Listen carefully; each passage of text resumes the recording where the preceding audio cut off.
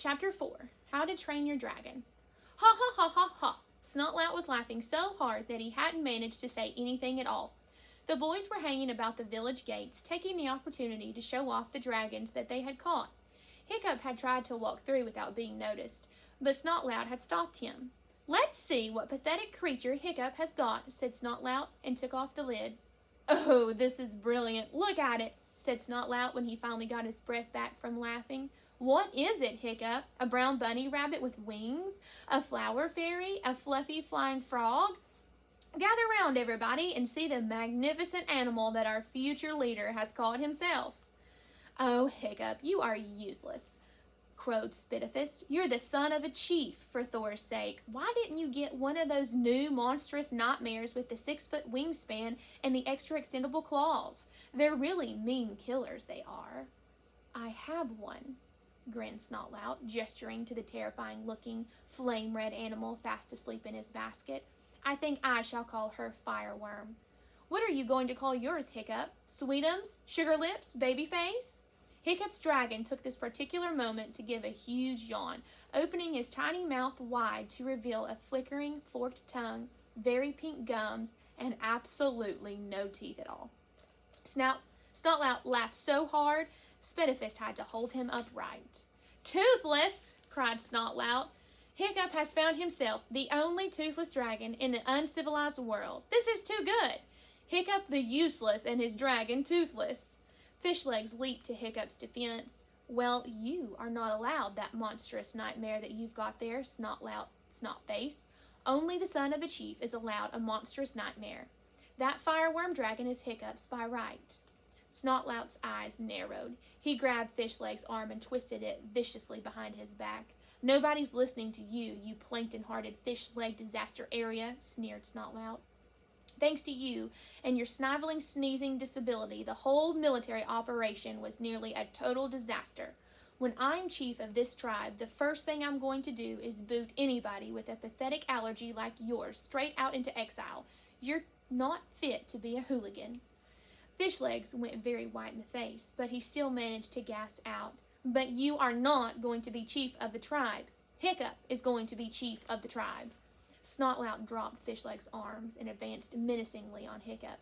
"Oh, is he?" "He is?" jeered Snotlout. "So I'm not allowed that monstrous nightmare, am I? Our future leader is keeping very quiet about it, isn't he? Come on, Hiccup, I'm stealing your inheritance. What are you going to do about it then, huh?" The boys all looked solemn. Snotlout really had broken an ancient Viking rule. "Hiccup should challenge you for the dragon," said Fishleg slowly, and everybody swiveled around to look expectantly at Hiccup. "Oh, brilliant," muttered Hiccup under his breath. "Thank you, Fishlegs. My day just gets better and better." Snotlout was a great brute of a boy who didn't really need dog's breath help when it came to bashing people up. He wore specially constructed bronze-tipped sandals in order to cause maximum damage when kicking people.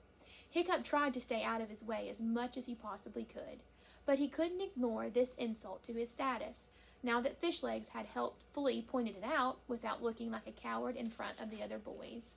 And if you became known as a coward in the hooligan tribe, you might as well go the whole hog and wear a pale pink jerkin, take up playing the harp, and change your name to Ermintrude. "I challenge you, Snotface Snotlout, for the dragon Fireworm, who is mine by right," said Hiccup, trying to hide his reluctance by speaking as loudly and formally as he could. "I accept your challenge," said Snotlout, super fast, grinning all over his horrid smug face. "Axes or fists?"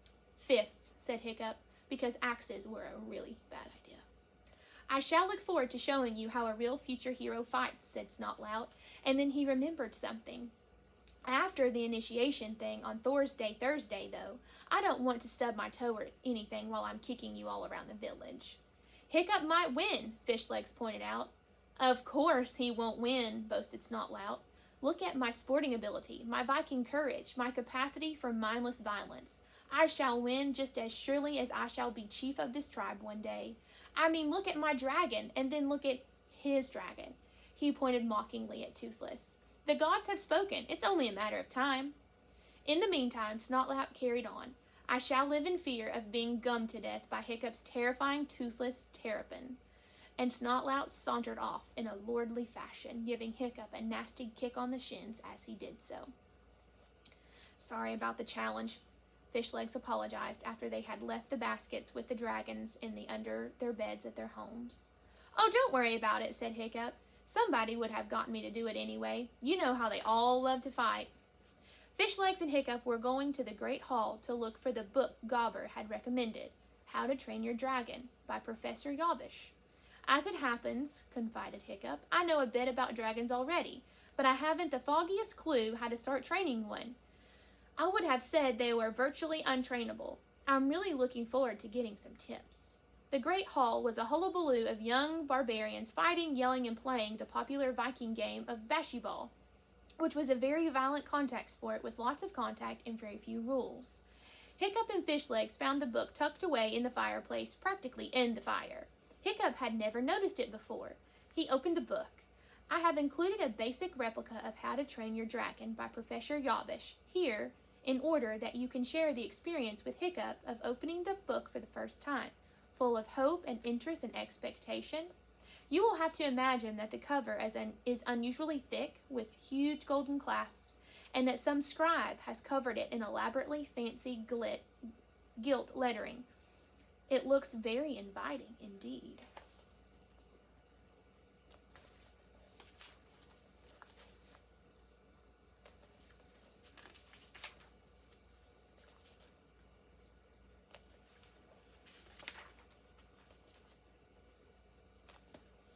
That's it?